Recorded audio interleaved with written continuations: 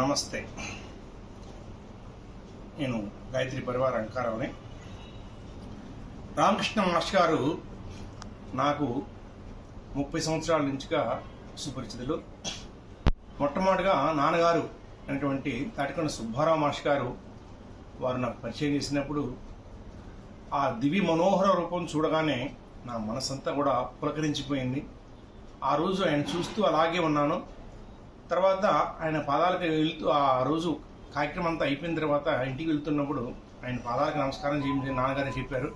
వారి పాదస్మరణ తగలగానే నా చేతులు నాలో తెలియకుండా నేను మర్చిపోయి ఏం జరుగుతుందో కూడా అర్థం కాని స్థితిలో అయిపోయాం.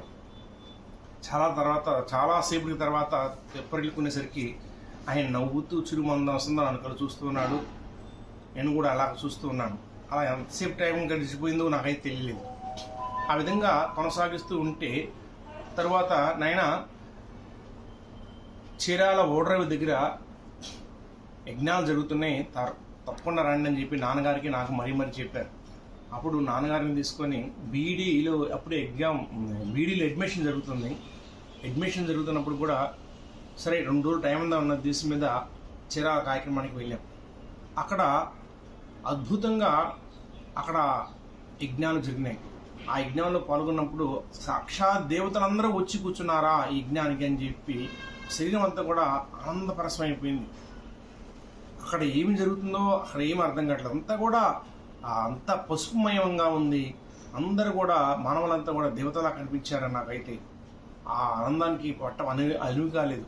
అప్పుడు మళ్ళీ మాస్టర్ గారు ఆ కార్యక్రమం అంతా అయిపోయినాక మధ్యలో వచ్చి అలా వెళ్తూ నా కళ్ళు చూసి చిరుమందాసంతో తన చూపులు అలాగే ఒక 5 నిమిషాల సేపు అలా చూస్తూ ఉన్నాడు. నేను ఆయన చూసుకుంటున్నాం, ఒకరినొకరు అలా చూసుకుంటూ ఉన్నాం. ఆ విధంగా సాగిపోయిన తర్వాత ఇక బీఈడీలో నేను జాయిన్ అయ్యాను. జాయిన్ అయిన తర్వాత ఏదో మాస్టర్ గారి యొక్క అనుగ్రహం నా మీద ఉంది అని ప్రతి క్షణము నేను అనుభవిస్తూనే ఉన్నాను. నేను కూడా గురుగారితో పాటుగా సేవ చేయాలి, ఆయనలాగా గురు పరంపరని చాటాలని చెప్పి ఆ బీఈడీ తరులుబాడులో చదువుతూనే అక్కడ ఒక సాయిబాబా గుడిలో సత్సంగాలు ఏర్పాటు చేశాం.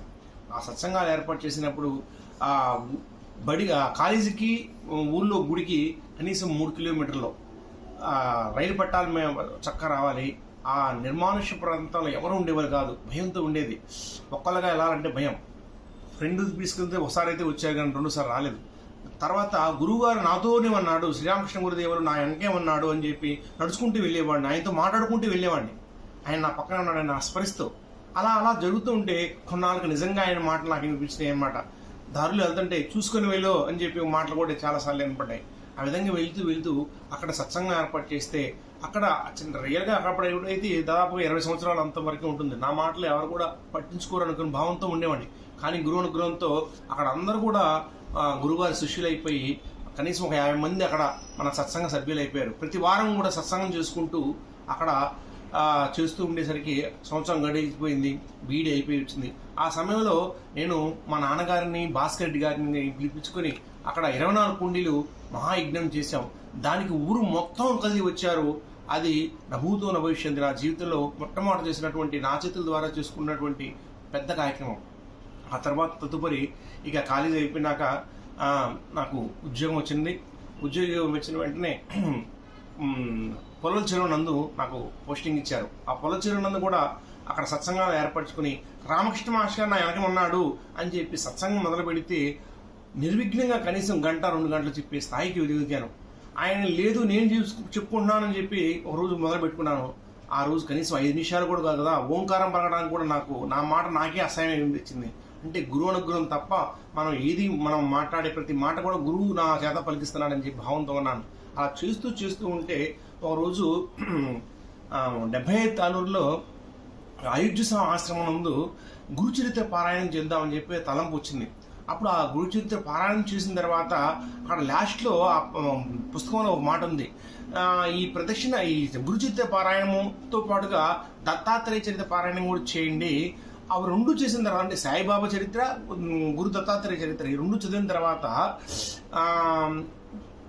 ఎక్కడైతే చదివారో ఆ గుడి చుట్టూ 108 ప్రదక్షిణలు చేసి ప్రతి ప్రదక్షిణకి సాష్టాంగ నమస్కారం చేయమని చెప్పొచ్చారు.